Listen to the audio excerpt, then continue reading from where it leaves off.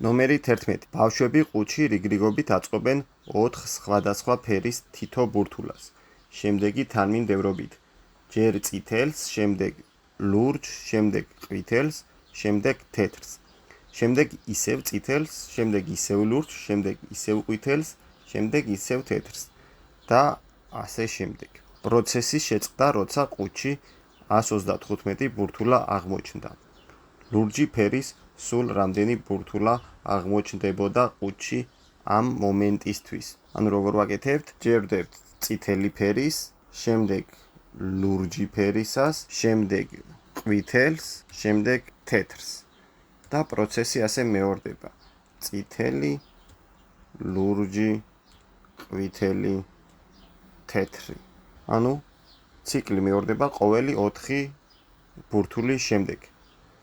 135 ბურთულა რო ჩავდეთ, 135 ბურთულაში სულ რამდენი ციკლი შესრულდებოდა.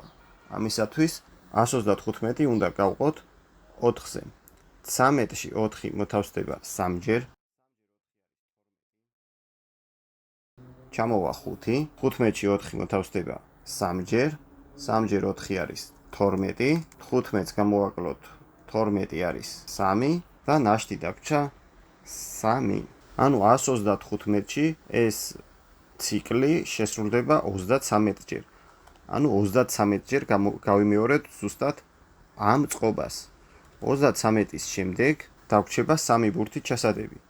უნდა ჩავდოთ 3 ბურთი, წითელი, ლურჯი და ყვითელი. ბოლოში არ ჩავდებთ თეთრ ბურთს, იმიტომ რომ ამისთვის აღარ გვეყოფა ბურთების რაოდენობა. შესაბამისად, 33-ჯერ ჩაგვიდია თითეული მათგანი, შემდეგ დაგვიმატებია წითელი, ლურჯი და ყვითელი. ანუ ლურჯი ბურთების რაოდენობა იქნება 33-ს დამატებული 1 არის 34. აგრეთვე 34 იქნებოდა წითელი და ყვითელიც.